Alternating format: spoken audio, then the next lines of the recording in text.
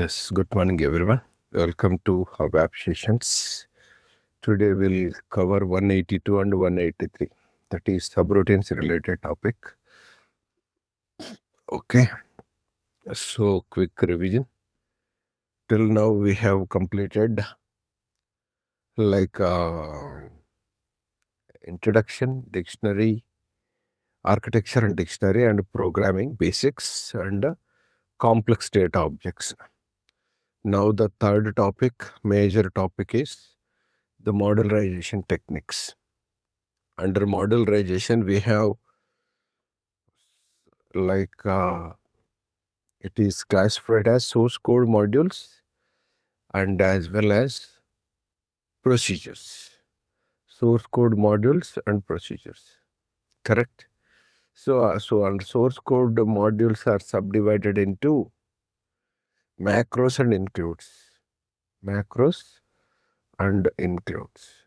Now, uh, like we are into the procedures. Procedures are three. That is subroutine, function module, and methods. So methods will discuss in object-oriented ABAP.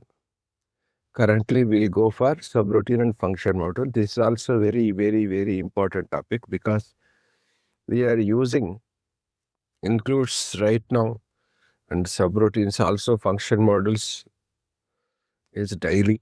Wherever you go, you'll find function modules in our ABAP programming. Like built in our, we have to create our own function module also. So now, already in the last session, I have introduced the like what is this subroutine is all about. Subroutine. Mm. So to avoid the code redundancy or duplication, we have created subroutine. So subroutine available at one place, calling statement at multiple places, right? So what next? Recursion self-calling leads to runtime error because timeout error and nested subroutine definitions not allowed. And what else? Okay. If we go to this approach, let us take this example. So we have, yes, this, 1 second. Let me close this, right? This also will comment it because if we go to this, save it.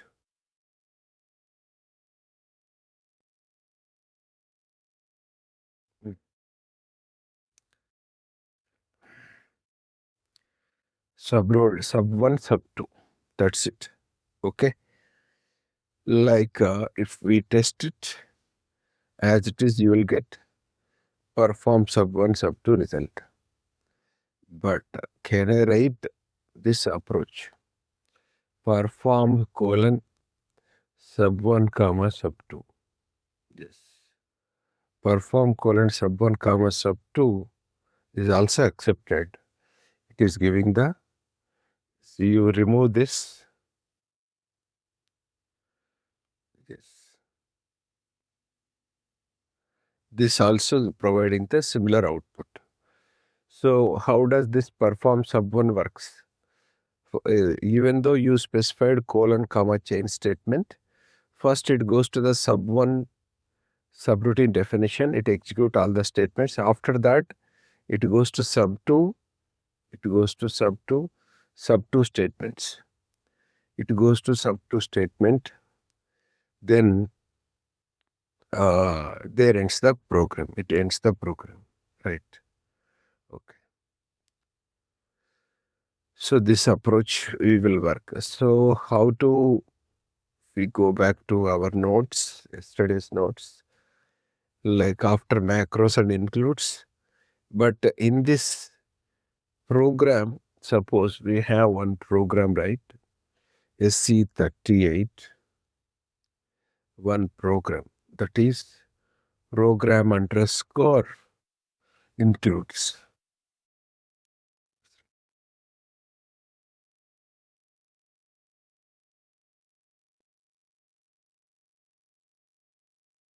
Yes, this is the program underscore includes. Okay. So what we are trying to do here, this is just like include using program. Okay, our main program, correct? So can I include one, include two, include four, right? These things, if I go to include colon, yes, this include, yes, this include, comma, another include, okay, yes, check, still it is supporting. So, comma, include four.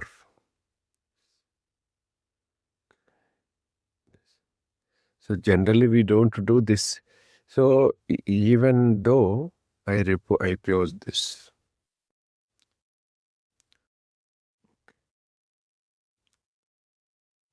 output remains same. So that is actually colon comma also act like independent statement. First, even though we combine all in single line, single statement, but it act like independently. First, it goes to this include. After that, this include. After that, this include. Then ends this. Okay, right. Rarely we use this type of uh, chains written, but I'm just telling you this approach also will work, right? So if we go back again, we are into basics. Yes, what exactly? Now each statement we will try to read and I'll try to apply. Yes. So subroutine or form is also okay. Routine both are same. It is begin with start with form and end with end form already completed. In between form and form, you can write and you can keep it empty or you can write multiple statements, any logic, any purpose, any functionality you can incorporate and implement it here.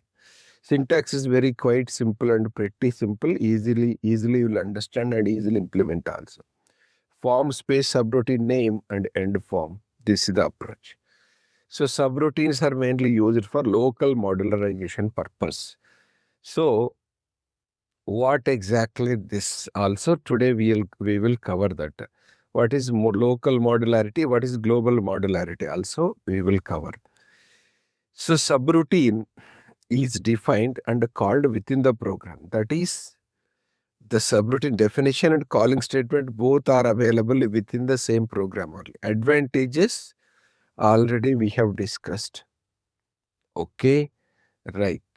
If you want me to do that, we will try to do one practical example program. That is your SC38, SC38, ZAVK underscore, uh, what is that?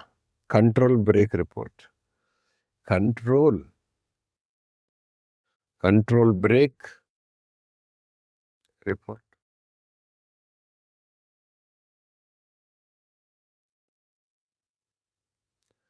Control break report. So here, yes, program is active and the sheet is showing the output this way. So go back. Here, yes, there are, this is fetching data, this is displaying data, this is displaying data, correct? Now,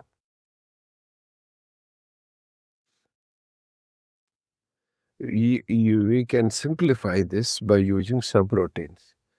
Perform space, get data, get data.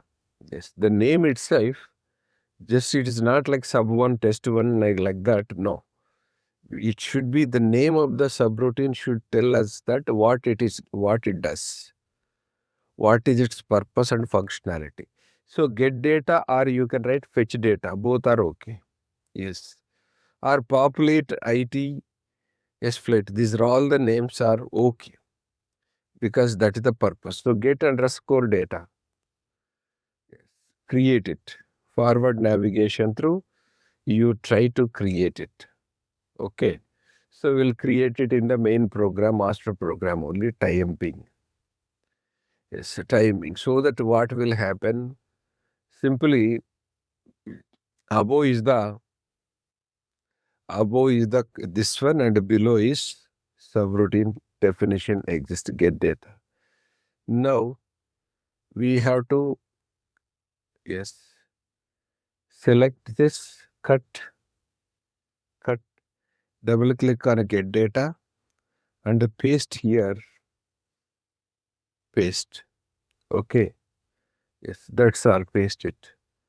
Then, okay, go back, to, right, perform space, display data, perform space, display data. Double click on display data or display data or display output. Okay, display report, anything okay. These are all okay. Or perform space output also okay. Okay, right. These are all about the functionality of this. So double click on this display output. Hmm. Double click. Yes, right. Okay, choose the main program. Double click, choose the main program. Yes. So always the new generated subroutine is always at the end of the program. That is at the last of the program. So if we go back, this is your, yes, loop statement.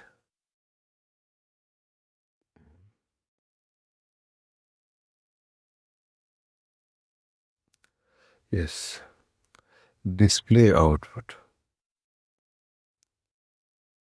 Right. Display output. Right.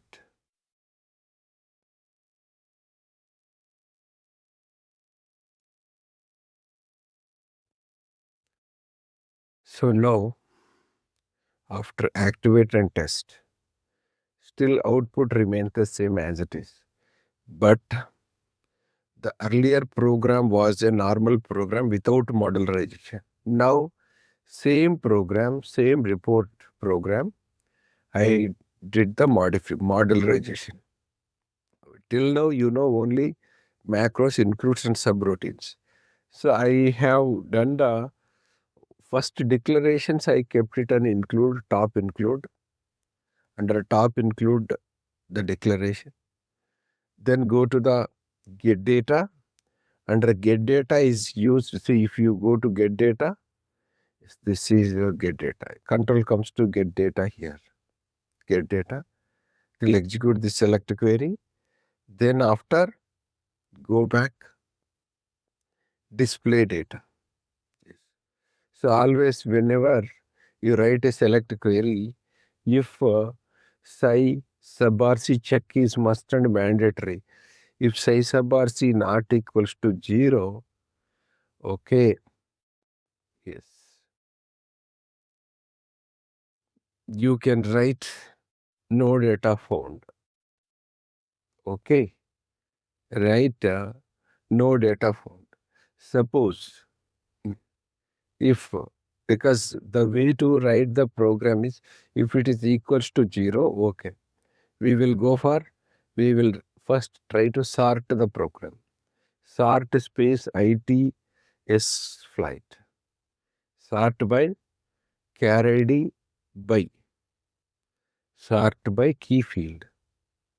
char ID, con ID, FL date. Yes, all the key fields record sorted. That is the best practice. Yes. But before going to print it, SFLIGHT. SFLIGHT. Done? Right. If you want to print output, best practice is this. If not, IT, yes, flight. If not, ITS flight is initial. Yes, this is your end loop. Correct? If not, else, end if. Else, end if. Right? Else, right statement, no data found. No data found to display. Yes, found to display. This approach. So right statement or error message also you can display. So now, yes, I'm extended today with that. That is the best practice. So Sabashi check is required for select query and output display before we will keep on prerequisite conditions. If it contain data, then it will go and it will print. If it is empty, suppose, for any reason, okay, like data not available or select query, some error. If the data is not there, then it will simply display this. So this is your output. So go back. After modularization, this output remains the same, but only now if you go to here, first perform get data. Observe the now perform get data is, this is the event. This is event name. So get data.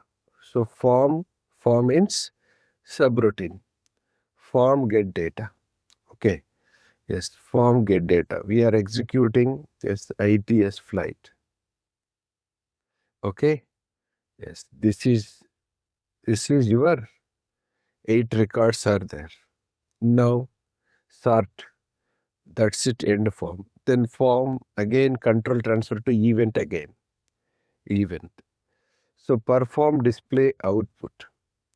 Display output. The control transfer to display output. Correct.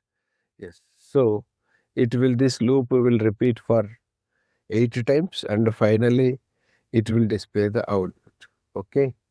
That's all, because no need to do 8 times. That's all. This is the way. So earlier, what is the advantage? Because output point of view, no difference. Correct. Only now we have changed it into includes and subroutines, but still output is same. So this is standard coding, implementing coding standards. One second. One second. So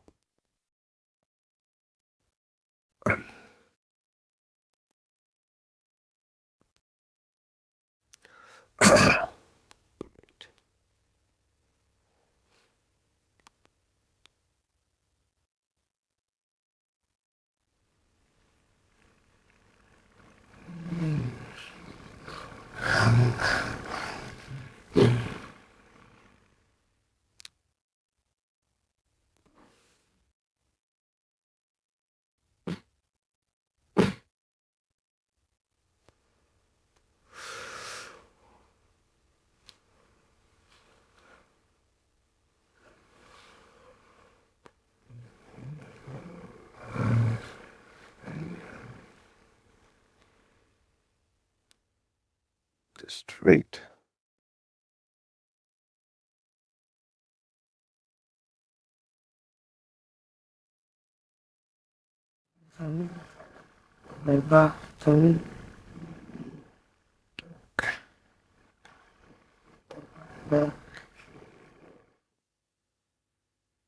Okay. Thank you. So there may be some network issues. Fine. No worries. We'll go ahead with this. So try to understand this modularization of this program. Which program? Control break report. Still output is same. Okay. Yes. So as per coding standard, we will implement it here. So initially, first, when you write a report, we don't do modularization immediately. First, we'll focus on the output point of view. Once our output is ready, as per our expectation, and we will go back and implement the coding standards. At that time, we'll implement this. Next, back subroutine topic, basic topic. We will finish the remaining things. That is, so I'm back here. There are certain rules with respect to subroutine. This is the perform space subroutine name. Perform colon also you can write it. Subroutine 1, subroutine 2. Yes. Right. There are certain rules. Perform statement versus subroutine definitions. This we will talk. Yes. So first of all, I have, yes, I created subroutine 1 and subroutine 2. Correct? Yes. I'll go back to this section. Okay, now this is the time I want to create subroutine 3. Okay, I want to create subroutine 3. So just go to perform space subroutine 3. That is, there are two ways to create subroutine. First, you type it form and form between you write your logic, then come back and call it. That is the general initial first level I introduced. But in a live cases, we don't do that approach. We are majority, most of the time, we'll go in a forward navigation. That is double click through, we'll try to create the subroutine. I mean, subroutine, you have to double click on this subroutine. Double click on subroutine. It will ask that subroutine does not exist. It does not, do you want to create the object? Yes. Save the program before before exiting from editor. It will ask you, yes, create subroutine dialog box. There is system propose F01 include, but I will go with master program. We even in control break report also, above calling statements, below called statements. So we use this word calling called. That is, perform is calling statement, form and form is called statement. Right? Now, so here you continue. So automatically system creates a new template, form and form template system creates for you. System creates for, right? But you have to observe when you create the subroutine by forward navigation, system always creates at the end.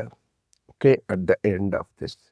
So we will go to, I will write it. This is your test subroutine 3. Test subroutine 3. Right. Now, save, check and activate. Test 1 ABC 2 3. Correct? This is your overall. Yes. But, yes, I think no need to explain how does it works. Yes, if you want to see, right, perform debugging, go to desktop 3. This is normal standardized approach. All the code is commented. All the code is commented. Now, yes, like, yes. First perform subroutine 1. Perform subroutine 1. So, in debug point of view, what are all the changes also, I'll write it down here. Because in debugger, yes. So while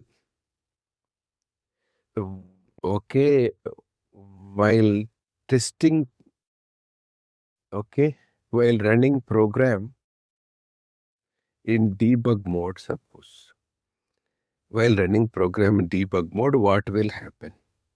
What will happen is, first of all, yes, control comes to when control comes to subroutine subroutine definition, then system change the common, okay, that the title from event to form. That is, system displays system displays the cursor position current cursor position subroutine name. Yes, this you have to observe. First observation, because where can I see subroutines in this? Because this is desktop 1, 2, 3 standard structure tables. There is no subroutine title here, but subroutine comes at this level. It's a common heading, common for all the tabs. Yes, event is there. Once you F5, now the event is replaced by form and followed by form name, subroutine name. Correct? Yes, this is first observation. Second, because subroutine is a kind of this thing, you cannot view its code step by step, you can execute it. Yes. One more observation, very, very important. Since subroutine subroutine consists of uh, okay, set of statements to perform one common activity. One common activity. That is a set of activity, get data, display data, like that. So that is why we using we can debug in two ways. That is, yes, using F5.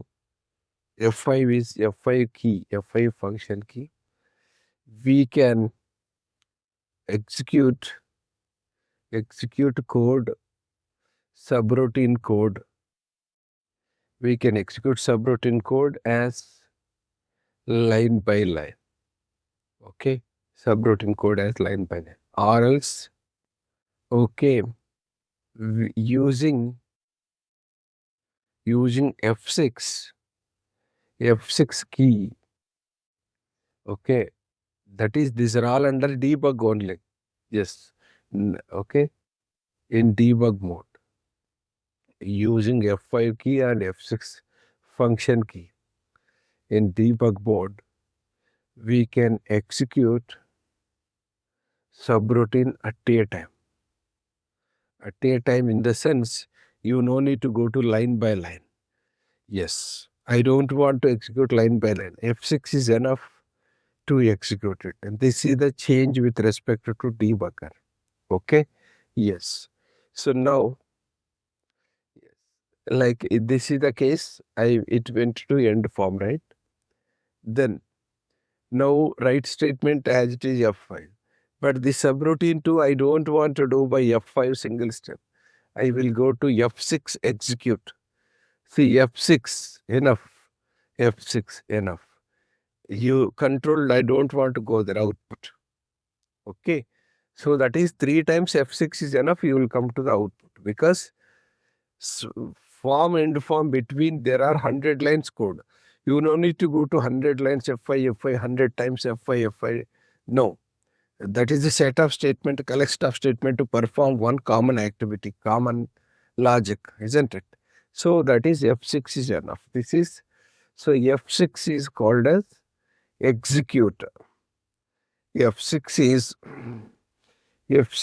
is mentioned as, yes, and it is not only used for this subroutine. Tomorrow I will introduce function and function, method and method. These are all common procedures. So you no need to go to F5. You can go if you want to evaluate in detail. But if you want to execute at one step, one go, okay, single step, single only one time. Okay, F6 key is useful. This is additional information for you. Actually, it is a part of debugger. Also, we'll talk or we can talk now also, either way. But now onwards, so you remember in debugger, if I go with F5 line by line execution in debug mode, F6 set of statements can be executed. Okay, that is one small observation. Right. Next, what I said is this subroutine calling statements, subroutine definition statements, generally when we go to forward navigation, always newly created subroutine gets created at the end, at the last, at the okay. After existing subroutine, the newly subroutine is, suppose if I go to perform subroutine 4, forward navigation through, if I try to create, it will create a template for you, form and form template, after existing subroutine. That's why I told you all perform statement is called as a calling area, calling zone. Okay. And this is subroutine definitions area, one after another definitions. Right. What is the purpose? Why we have to keep this approach? Yes. There is a rule. Yeah. The rule is after subroutine, one more subroutine. Yes. Suppose if you take subroutine 1, this may be the first and last subroutine. Yes. But after that, if at all I want to write ABC or XYZ, write XYZ, no, this is not accepted. XYZ is not accepted. The reason is statement is not accessible. So, this is already explained here somewhere. Once again, how do you terminate also? I covered that, check and all. But one important thing I am talking, that is nothing but, yes, if we go to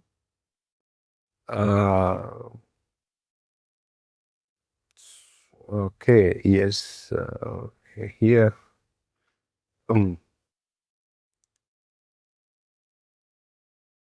yes, as a part of this, that is the best one. We will come here, right? Here itself, after subroutine definition, another subroutine definition is accepted, but general statements are not accepted. So that means we can write technically, yes, after uh, after subroutine definition, yes, after subroutine definition, what will happen? Like general statements are not accessible. General statements are not accessible. Okay. After subroutine definition, general statements are not accessible. So this you remember it. Immediately statement is not accessible. Where is that line number 52? That is, this is wrong. Okay, I will cut this. I'll keep between at 56 level. Still 56 now. Line number 56, statement is not accessible. I will cut this, Control X. Okay, I'll keep it at 60 line. 60 line. Now check. Line number 60, statement is not accessible. Okay, I will comment or delete this. Now this is okay, accessed. So this is what you have to observe it. After subroutine definition, okay, subroutines, you cannot write form colon subroutine 1, subroutine 2. No, you cannot define every subroutine, each subroutine identified by unique name. Duplicate names not allowed, that already covered. Right. So when we begin with form, end with end form. right? There is no nesting, no recursion, nothing, right? So individually we will write it. Yes. No, general statements not accessible. But if at all I want to write this XYZ, you can write this XYZ at inside of any one of the subroutine is accepted. Yes, that's okay. So it is a part of the subroutine is accepted, right? Otherwise, I want to write inside of this also, okay, anywhere also, yes. Because this is a part of then go to, yes, right statement. Yes. Okay. This is your, it is accepted. Right. Test subroutine 1, 2, 3. Test subroutine 1, 2, 3.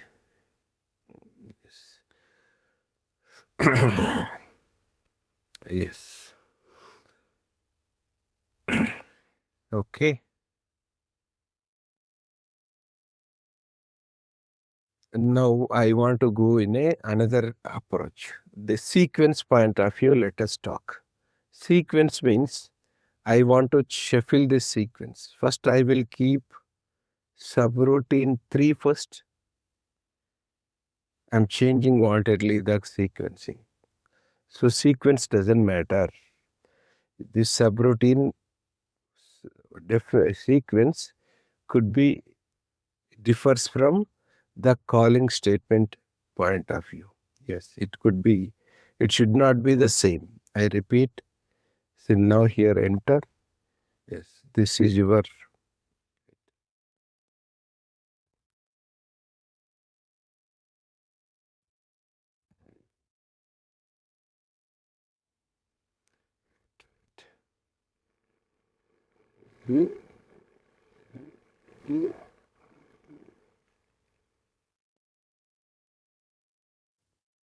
So and the subroutine. See, the calling statement is 1, 2, 3, but the subroutine definitions are 3 to 1, different order. But still output remains the same. Okay. The reason is it doesn't matter in which sequence the subroutine definitions are existing. Okay. But only what is fundamental rule? Fundamental rule is it must be exist. That's it. It should be there. Okay. It should be there. That is enough. Okay. So now I can tell you in other way around. See, when it comes to subroutine 1, it will start checking any subroutine 1. No, no, no. This is not 1. This is not 1. The 1. Match with this word with this word. That's it. Then it will go inside. It will execute till last end form. After end form, the subroutine is ends. It comes here. After that, ABC statement it will get execute. Subroutine 2. Then it will search for subroutine 2. Yeah, it found here. It will execute till end form. After that, it will go back. It will go back. Yes, next subroutine 3. It will search for the subroutine 3 found. Yes, that's why you are getting the output. So calling, yes, this calling statement only, this sequence only important. Okay, this sequence doesn't import. I will tell you one funny thing. That is, you can call in other way around also. What is that? Suppose here, perform space subroutine 1. Perform subroutine 1, I will keep it here. Then this subroutine functionality till now it is only printing test subroutine 1. But now I am extending that perform subroutine 2. Okay, still it is accepted. See, now the subroutine 1 functionality is it must print the test and XYZ. In addition to that, this subroutine is calling another subroutine. Yes, one subroutine definition can call another subroutine also accepted. Okay, yes. So one is calling 2. Then 2 is calling 3. 2, I want to call 3. Yes, that's it. Now doesn't matter whether it is above or below, doesn't matter, but it should be there within the program. So still output remains same. Yes, I can take you to the debugger. I can take you, see, observe now. Because actually these are all basics only. So, yeah, fine. First, perform subroutine 1. So you can see that we are at cursor subroutine 1. Subroutine 1, execute. Yes. Now, this subroutine 1 is calling subroutine 2. Yes, subroutine 2. So control, when perform statement at that time, it looks the subroutine 2 definition. Whether it is above or below doesn't matter. Above or below doesn't matter. It is calling subroutine 2. See, after subroutine 2, cursor is there at the subroutine 2. This is the cursor arrow, current execution statement. Yes. Subroutine 2 functionality, now it is changed. In addition to printing write statement, it is also calling another subroutine. So, yes, subroutine 3. It is calling subroutine 3. Current cursor position is at subroutine 3. After subroutine 3, what will happen is the question. Subroutine 3 is ended. Okay, good. Then after end form of subroutine 3, it will control returns to where it is called from here. So control returns to, after that any statements are there in subroutine 2? No, end form. So subroutine 2 gets ended. After that, control returns to where subroutine 2 is called from this place. So is there any, after perform any other statements? No. Subroutine 1 also ended. Right. After subroutine 1, control returns to the calling statement. Is there any state? Yes. General statements? No.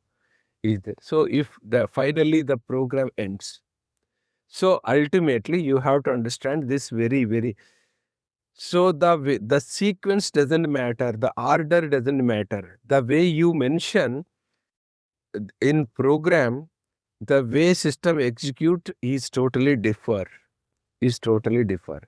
Because it doesn't matter, subroutine definitions are above or below anywhere.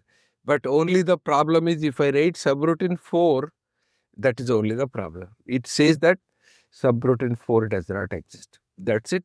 If it is available, you can call it in any sequence a number of times. So not only one time, you can call it. Yes. Only subroutine 1 can call 2 and 3. Either way. Okay. Or subroutine 3 can call 2 or 1. Either way you can call it. But what is the problem? The subroutine 1 calling itself is only the problem. One subroutine can call, others is okay. Right. And next, I will conclude this. Suppose perform statement. Even can I write this perform statement outside like this? Subroutine, something like that. Anything is okay. Again, I'm calling 1 now. Sorry. I'm calling 1. This is wrong. Still you are getting the error. Statement is not accessible. So that is, whether you go with write statement, uline, skip statement, perform, any statement after end form, any statement is not accessible. Only after end form, what is, see, in between, if I write it, error.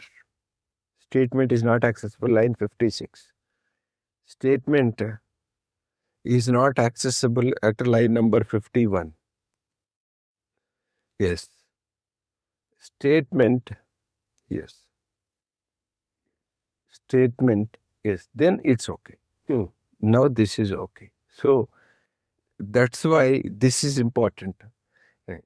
So since this is the problem, after subroutines, okay, general statements are not accessible. That's the reason. As a standard approach, what we will do, we will keep all subroutine calling statements at the beginning, all subroutine definitions at the end of the program. At the end of the program, we will keep it here. Okay. We will keep at the end. Yes. Mostly we will do this forward navigation through. Hope you guys clear with this. Yes, you can call in these sequences. Then, so, yes. So, we will move on to the next topic. Okay. I don't want to disturb this program. I'll keep to another program because the basics are over. Now I will go to another program 1. That is program subroutines 1. Click on create. So this is your, yes, again, exploring subroutines only. So this is your executable program. Yes, save. Okay, save as local object. Save as local object. Now, subroutines are, I'm coming back to this next topic. So, subroutines can be classified as two types. That is nothing but, okay, internal subroutines and external subroutines. Internal and external subroutines. So, what is internal subroutine? Internal subroutines are nothing but the subroutine definition and calling statement both exist in the same program. Both exist in the same program. Okay, that is, yes. So, in executable program, yes, right, we can define perform statements and subroutine definitions. This is what till now I did it. Internal means, yes, both calling and called, both are there in the same executable program. That is internal subroutine. Already demonstration is over.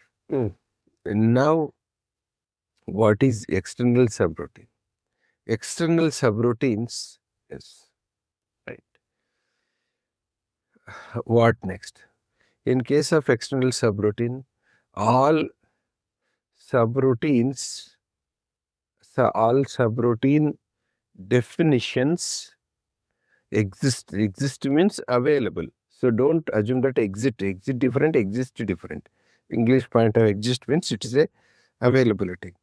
Exist in program type, yes. Okay, yes, program type, yes. Right. All subroutine definitions exist in program type, yes. Okay. So what is type, yes? Program type, yes, is nothing but it is subroutine pool. Okay, subroutine pool. Okay, subroutine pool program.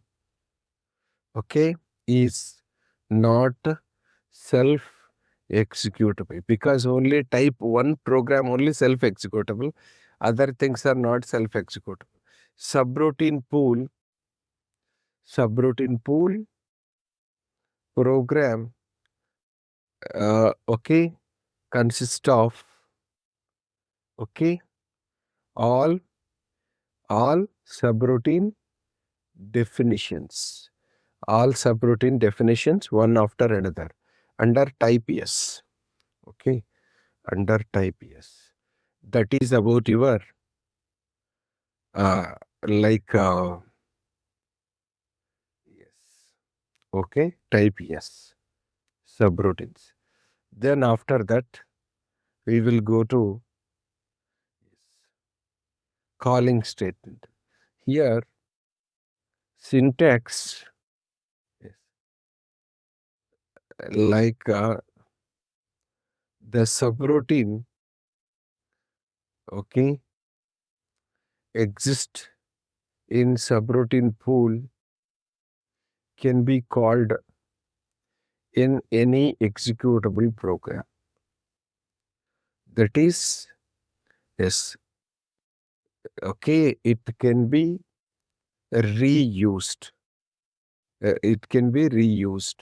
That is nothing but that is extension of the limitation. Internal means that is valid within the program.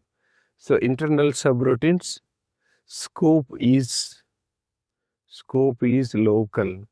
Local means it is valid within program. Correct? But external subroutine is scope is global. Scope is global. It is valid for any programs. Is valid for any programs. Right? That is your external subroutines. Okay. It is valid for any program. Right. So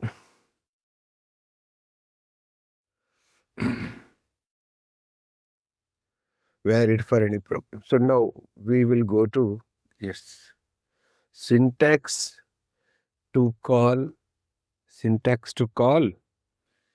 external yes, syntax to call subroutine of external program. That is perform is a keyword, capital letters, perform space, subroutine name, that is the name of the subroutine, and within bracket immediately you have to specify the subroutine program name and end the period here. That is your overall yes external subroutine. So now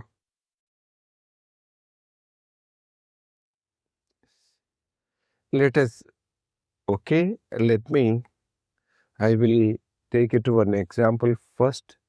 External subroutine point of view. Yes, this is the picture. Yes, picture wise explanation first I will do it. Later we will go to yes. Now we have a program here. This is your SC38 program. SC38 one program is the external subroutine. Okay. External subroutine pool. That is program name. So this is under type yes. This is program type yes. Okay. Yes. Now, if we go to here, I will write form space external subroutine 1 end form. Right. So write statement external subroutine 1 statement. External subroutine 1 statement. So form space external subroutine 2 and end form. Okay. So external subroutine 2, external subroutine 2, and so on. You can keep many external subroutines. Okay. Yes. So now here save check, save plus check plus activate. So what is the use of this? It is a separate independent program which is only having subroutine definitions. Okay, form and form like that. But how do we use this? Usage goes this way. I'm creating one more program, SC38, G normal program, AVK program, something like that. Okay. Yes, this is type 1, 1 for executable. Okay, you have to remember that 1 for executable because total programs types are 10. Among that, 1 we have done, I already include. Now, today I am going to cover the third one, type yes.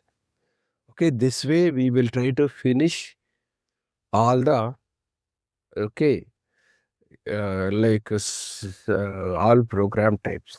All the program types we will try to finish. Right. Now we'll go back to the program type 1. Program type 1 here. Yes, this is your type 1.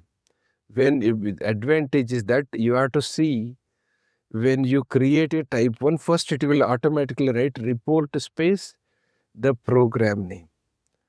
Yes, you have to notice that.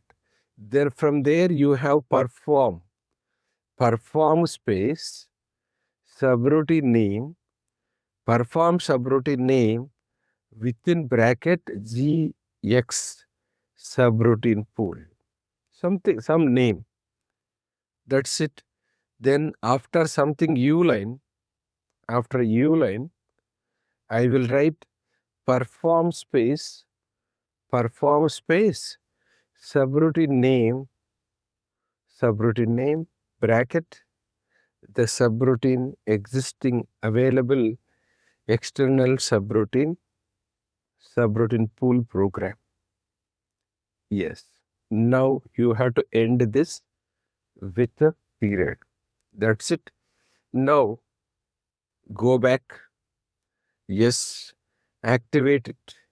That is save plus save check and activate and test. Test means a fate.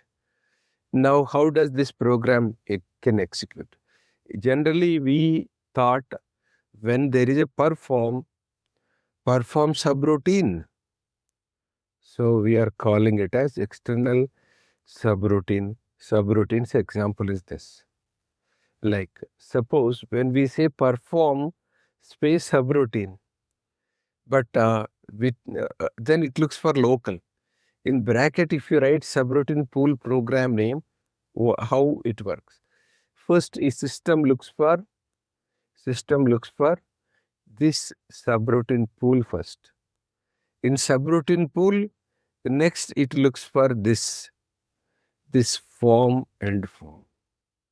Correct? Yes. This is the connectivity.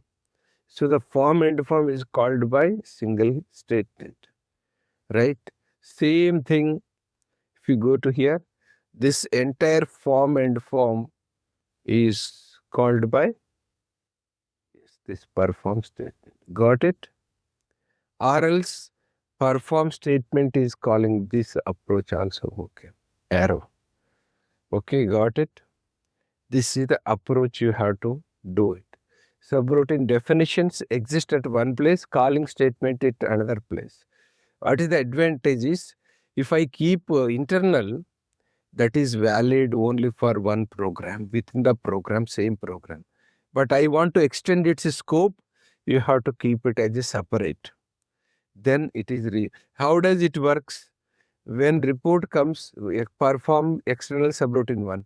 So it looks for subroutine pool, then control goes to form, this one, it will execute all the statement till end form. After one subroutine ends, control returns here, U line, underline it will write. Then once again it will call the second subroutine. That's all, it ends. It will go to the output. That is your overall. Uh, uh, yes. So if you want me to show in a This one, we will go in this approach. So first, I will create GAVK external subroutine pool. External subroutine pool. So now, subroutine pool. So this is your, defining, this is external. Just simply, external, internal is our general words. So subroutine pool. Very important is this type S. So type S, subroutine pool. Subroutine pool program. Yes, this is also a program. Subroutine pool program. Save it. Save as a program. Save as local object. Now we are into the subroutine pool. Double click. Form space. Subroutine name is simply external subroutine 1 end form. That's it. So here I'm going to write statement. Okay, external subroutine subroutine 1 statement.